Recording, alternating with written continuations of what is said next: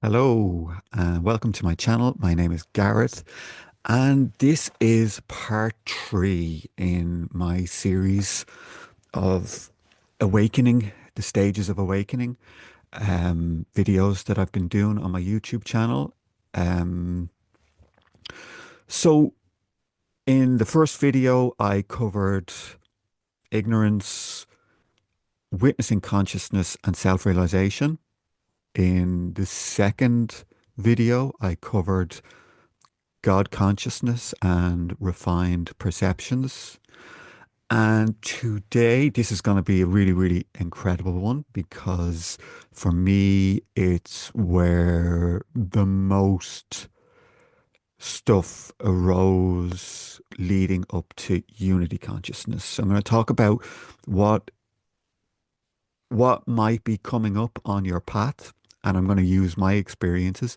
What came up for me, what different phenomena arose. Was there trauma? Did I need to do healing? Yeah, so I'm going to talk about all of that. Kundalini as well, Kundalini's role in unity consciousness. And I'm going to also talk about the I thought and what the significance of losing the I means in your awakening. Okay, so sit sit back, relax, and get ready for a very exciting talk on unity consciousness and what exactly that is. Okay, so in my last video, I spoke about refining perceptions. So if you're just coming across this video now, I really suggest you go back and watch part one and part two. I'll link down below to them. So, we're going through our awakening. We have reached a baseline of self realization. From that self realization, we are now experiencing glimpses of oneness with our surroundings. So, the awareness that is within, awake to itself, now starts to look out through the eyes and it starts to see itself in its surroundings, right? And usually, what the feedback mechanism, right, of the seeing of that is a bliss, right? It's a really, really nice feeling. Um, yeah, so bliss starts to come online. The heart starts to come online, and that can feel like a heart chakra opening. There's a couple of different ways that might turn up. So for me, I experienced my heart chakra opening, like as if I was hit with a tire iron, right? It was like I was lying down meditating, and it was like something cracked in the center of my chest, and it leaked bliss. So it was like an orgasmic um, leaking of fluid from the chakra out into my chest area. And it was really beautiful. Lasted for about 45 minutes, went away, and I never had that experience of bliss in my chest again after that, or as strong as that. Yeah, it changes a little bit. And I'll talk about bliss as well. So the heart starts coming online. You may start to get glimpses of unity consciousness. And unity consciousness is not just seeing yourself in the outside world, but it's actually feeling it as well. So it kind of feels like the edges of you start to kind of disappear, and you start to notice that you are the perceiver and you are the space in which it happens, and then you are the object. So subject, object, kind of a collapse. Um, okay, so there is, and again, I spoke about these shifts happening in like an instant, like a flash, and then they take months, maybe years to unfold and to move through. Okay. So I went through about 2 years of baseline self-realization, shifting into that God consciousness phase before I started to receive transmissions and really brought Kundalini online. So in order to go into the higher stages of awakening, the Kundalini is necessary. Okay. Um, for me, it was just an intuition. I didn't really know anything about it. Just Kundalini came up, Shaktipat came up, um, just it popped up somewhere on my news feed or my social media feed, and it was like, oh, it just caught my attention, and I knew instantly that that was the next phase. So about 2 years after my initial awakening in the gym, I was drawn to Shaktipat, and Shaktipat was a transmission of grace from the awakened teacher to the student in order to awaken the life force within. Now, I didn't know at the time, but I had already had a Kundalini awakening. Um, it wasn't very active, but it was awake. So I went and I did a Shaktipat intensive in Dublin. And after that intensive, literally the day after, I started to feel incredible bliss. Bliss in my face, bliss in my hands. It was like every time I would close my eyes, it just felt like I was high. I had taken some sort of a narcotic, and I was feeling really nice. And this was like, it wasn't going up, it wasn't going down. It was really, really steady. A steady state of bliss was now being experienced by me in my body, and it was really beautiful. And bliss, as you're going through your awakening, bliss is a really good indication of your progress, right? So it's like um, the more bliss that we start to feel, it's a very good sign if we're experiencing bliss, and an indication of that the Kundalini is awakened. So for me, I got really addicted to this bliss. It was like I felt it, I wanted it.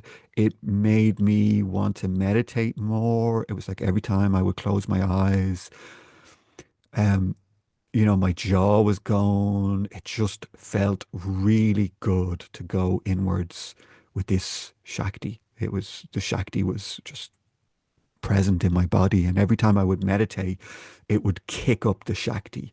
And when I would close my eyes to actually, go inwards, the quality of my consciousness and my meditative state was different. It was now becoming animated. It wasn't just black nothingness. There was depth. There was like a 3D spaciousness. The blackness kind of had like a slight quality to it now. And this was kind of unfolding. I was still doing a lot of my own meditation. Like every day I was sitting by myself, an hour in the morning, an hour in the evening. And once a week I would do a meditation with the teacher I was working with at the time, um, on Zoom. And this would it would kick it back up. So every Monday I would sit with Jan.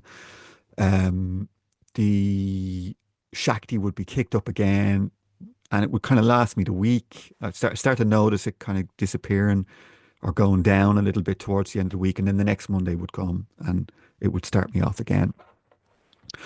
So I don't know, maybe 3 months after the first intensive, I noticed that the bliss started to subside a little bit. And I was like, oh no, I've lost it. Where's it gone? There was like something in me was like, okay, I need to get more bliss. Again, at the time, right, I didn't really understand from the perspective I'm looking at now, it was almost like I was being intuitively led to what to do next. So it was like as if the universe started to kind of take the bliss away from me, knowing that the the kind of addictive personality that I have, I would seek more. So as soon as I started to feel that bliss subside, it was like, oh, okay, it's gone. I need more. I need to do another Shaktipat intensive. So off I went. I went off to Copenhagen. I think it was like 3 or 4 months after my first intensive. And I did another 3 day intensive. Same thing, got back, started feeling the bliss again, but not as intensely as the first one. Um, which led me, and again, my personality type was okay, I need to keep working on getting that bliss back. So I started meditating more and more. Um, and yeah, like maybe 3 or 4 weeks after the intensive, I can't remember exact time, maybe 2, 3 weeks after the intensive, I lay down and my Kundalini came online and it started moving up and down my spine. And I've had this a few times at night time, but this time it was a Sunday evening, lay down on the bed, and it did what it was supposed to do, its journey. It went all the way up, it went into my brain, and the Kundalini resided in the brain at that stage. So I wasn't yet in unity consciousness, but I was feeling like really a fullness. So when we talk about awakening, we talk about emptiness and fullness. And in self realization, like the early stages of witnessing and self realization, that self can kind of have an empty feeling to it. So it kind of feels like, your pure awareness without fullness. And the fullness seems to be in the body. So the awareness part is okay, yes, the awareness is just there. It seems to be able to be free of the mind. So the mind was quiet. There was just awareness. The ego wasn't bothering me, but it was just an emptiness. When the Kundalini came online, or after I received the Shaktipat, there was no emptiness. Everything was full. Everything was feeling blissful. Um, nice sensations in the body. The heart was opening. I was experiencing bliss.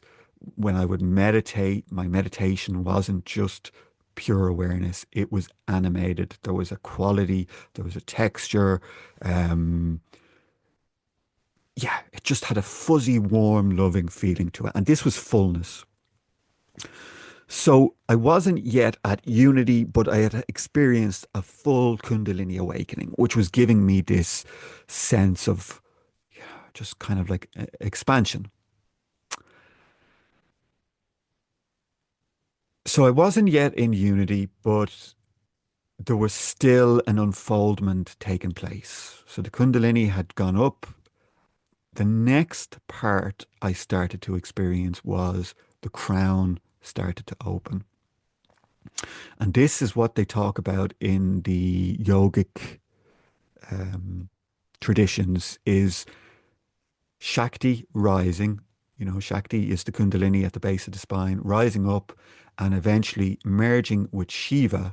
Shiva is pure consciousness, and the divine union is the thousand petaled lotus flower, which is the crown chakra opening up.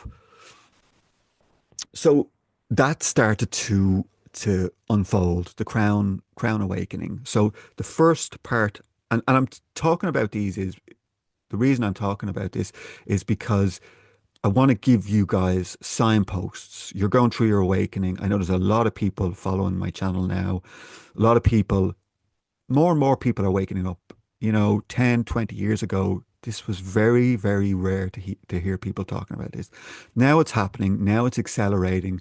So there needs to be a framework for you guys to follow. Everybody's is different, but the crown opens, you can go, okay, that's happening to me. You'll know where you are. You have a reference point. I'm going to give you a map.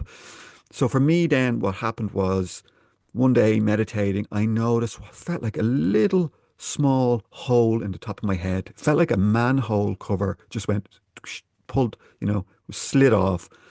And then energy started flowing. It felt like outwards at the time.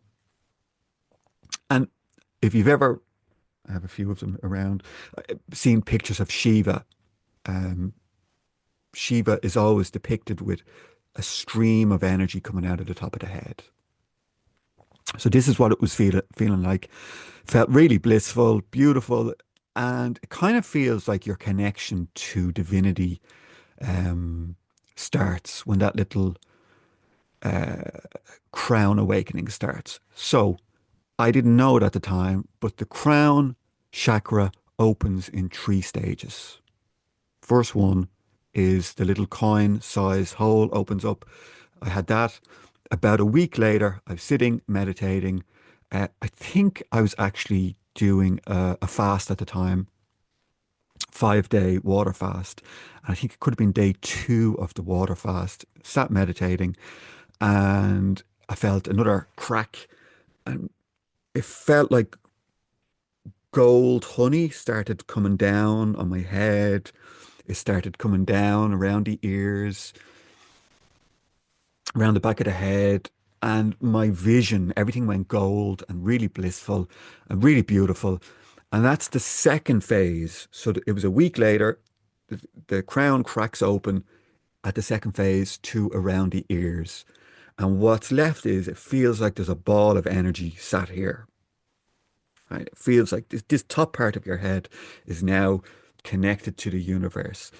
And what I mean by connecting to the universe, it just feels like there's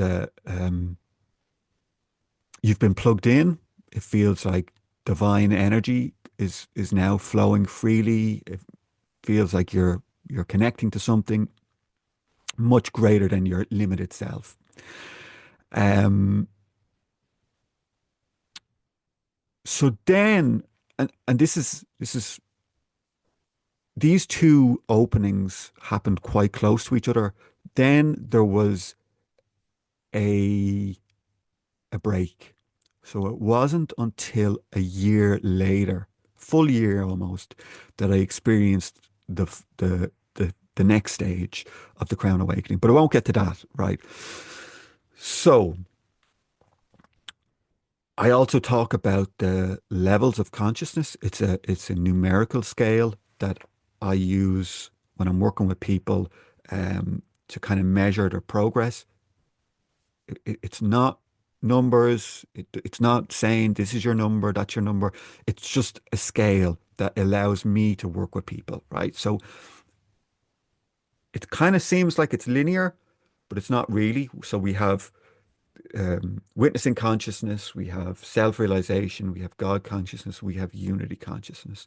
And this numerical scale goes from 30 all the way to 1,000, and it sits on top of that model. 1,000 is unity, 640 is self-realization, and it just kind of gives you a more a detailed map of where that person is by using the numbers, right? So going by that scale, my level of consciousness, I was probably in the mid 800s at this stage. Wasn't yet in unity consciousness, but had a full Kundalini awakening, and my crown had now opened up in the two stages down to around the ears. So then all of a sudden, I was introduced to another transmission with an American teacher who had come to Ireland. I did a 4-day retreat, and this opened up the energy of the sat to me, right? And these were the two most important things, the Shaktipat, which was from my Kundalini, and then the Sat energy. So the Sat energy started coming, and I'll explain a little bit about how that starts, how that feels, what that is, and eventually where it brings you. So if you're anything like me and you're going through your awakening, it's like you want to go all the way. It's like you don't want to get to one of the stops along the journey and stay there. You want to go, for me, it's like, why not do it all in this lifetime, right? I'm not coming back to do it again. I'm doing it in this life. So I then started to experience Sat. What is Sat? Sat is the truth aspect of what you are. So your awareness is truth, right? And there is something beyond this reality, beyond space and time, um, that is primordial consciousness. Okay. And it's outside of creation. And what happens is when you come across a teacher who has gone beyond creation, which is this shift into Brahman consciousness, eventually there's a shift out of creation into this no-thingness and then a descent back in.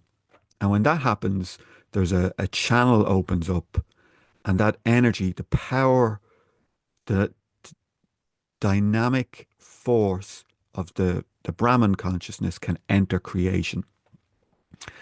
And it becomes organized around that being or that teacher. And it then becomes like an intelligent force that can help bring the unawakened parts of itself, right, the soul in individuals, back into it. So I went on this retreat, I started meditating. The energy was a little bit different to what I've been used to. When I left, I then started feeling like I was being visited by something, right?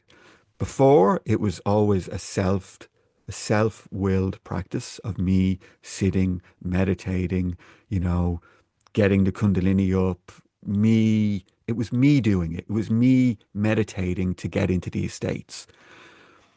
In this next stage, it was the absolute reaching in to me to pull me into it, right? So my soul was a droplet of this absolute that was now coming in, meditating me. It was coming after me. So prior to that, it was me moving towards it, me chasing God, me chasing awakening, enlightenment.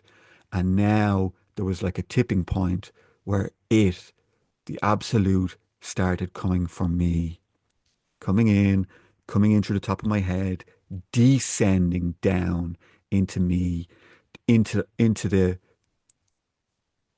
unawakened parts, the, clearing trauma out of my system, pulling my awareness back into it. So if you can imagine like a little droplet of honey, right, at the center of what you are, and then like a pool of honey coming in and magnetically pulling that little droplet of honey back into itself. So it's like absorption. It's like you're getting pulled into the source of all things. It's like, oh, okay, I'm being pulled in. Imagine it's kind of like a little droplet of honey been pulled into the source, and then it disappears, right? And it becomes one with it. That's what's known as samadhi, right? It's your awareness is now getting to the edge. It's getting pulled into the absolute. It's full absorption.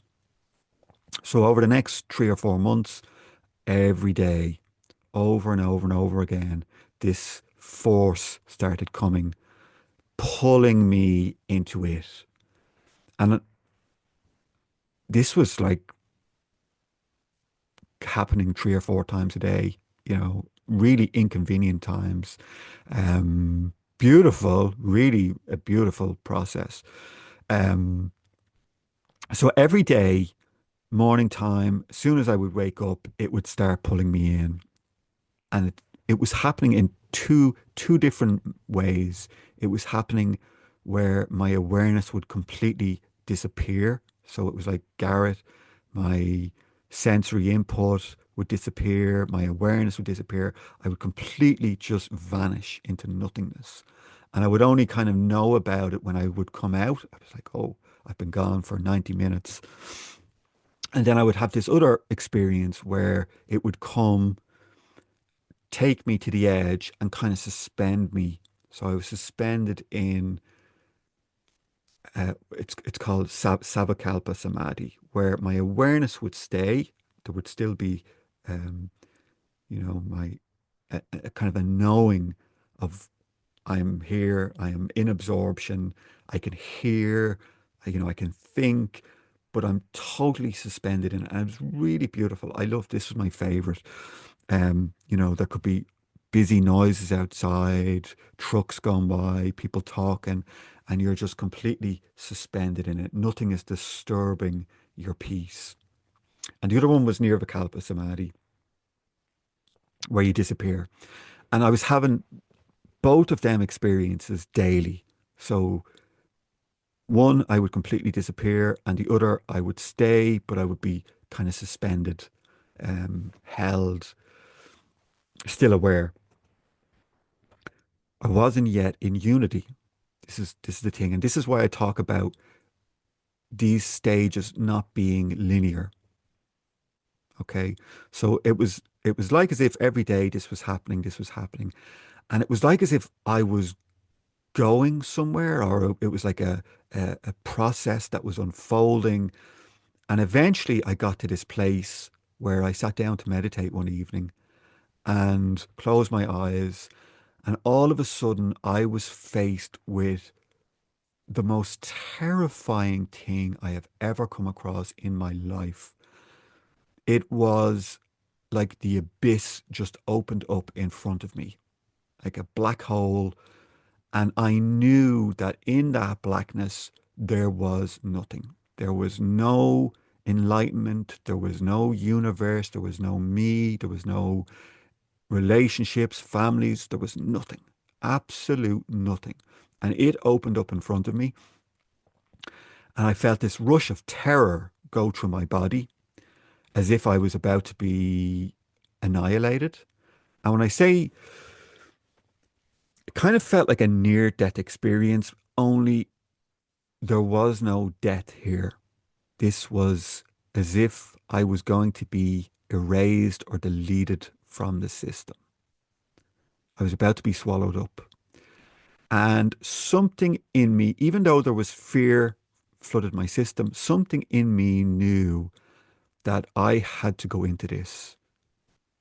And I did. And as soon as I went into it, it felt like I was falling, into a black hole. I disappeared. There was no me, no recollection of, what had just happened. The fear was gone, no suffering, no nothing.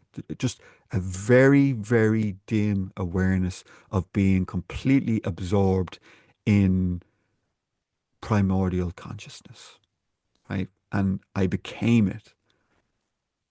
Okay, if that it's very difficult to talk about. It's very difficult to use words, but it was like as if somehow something, a very small part of me knew what had happened. I don't know how long I was gone for. It was over an hour, maybe 90 minutes. And then all of a sudden, something, the awareness came back. It was like, okay, you have to come out of this now. So I came back out of it, felt the terror. It was like, oh my God, what has just happened? Terrifying. And it was like, okay, came back. I was like, I do not want to experience that again. Um, I didn't know what it was at the time. I had no clue. I was just thinking, okay, I don't want that to happen again. The next evening, I sat down to meditate. I felt something else opening up. But this time, my awareness stayed, and my awareness, little small blue dot opened up in front of me, and my awareness got pulled into it. And when it got pulled into it, I stayed. It wasn't like the previous day where I disappeared into this nothingness, this black hole. This time, there was something incredible in this blueness. It was like as if I transported into or teleported into this um, vast ocean of pure potential, pure love, bliss. It felt like it was the mind of God, blue, cyan blue. And when I got there, my awareness stayed. And my awareness merged with the awareness of that divine intelligence. And I knew what it was. I knew that it was like the spring which everything else emanated from. Okay. Everything came from this divine source. And I was it. And it had a signature. It felt like love. And while I was there, it was like I had been plugged into it. I was it. It was me. It was experiencing me. I was experiencing it. And all of a sudden, I was aware of my body back down in the bed, going through stages of awakening. So it was like, oh, there is an individual back down in creation thinking that it's having an awakening, right? Self-realization, God consciousness. And this was now hilarious. It was like the most funniest thing ever to think that there was a character named Gareth who was having these experiences because from where I was, there was nothing but that reality. And the thought of an individual having some sort of like special abilities or claiming ownership over an awakened state or a state of a stage of enlightenment. It was like, oh my God, it was just laughable. It really was. So I stayed in this place. I got to hang out in it for about an hour, came back out of it. It was like, wow, that was the most incredible thing ever. Like, really, really, really incredible. I was different after this stage. So, what I had experienced in those two moments, in those two separate days. So, the first was Brahman. I experienced Brahman. Was I in Brahman consciousness after this experience? No, I wasn't. I had had the experience of the Brahman, but because I had no framework, because I had no understanding, because there was still I-ness in me, it wasn't a Brahman shift, or I hadn't yet become Brahman. And the experience of the blue beingness, that was me merging with the mind of God. Did I stay the mind of God? No, I didn't. But I had the experience of it. And I was different. I was never the same after these two experiences. So I know I've been talking now for quite some time. I thought I'd actually get through all of this, but I clearly won't. The video is going to be too long. So I'm going to have to do this in two parts. So in the next part, I'm going to talk about the actual shift into unity consciousness, what happened, the falling away of the I thought, and the stage of Sahaja Samadhi, which a lot of people don't actually talk about. So yeah, so this part is going to have to be done in Two parts, unity consciousness. Okay, guys, I hope you enjoyed this talk. I'm going to get to the all the next juicy bits in the next video. Take care. Bye bye.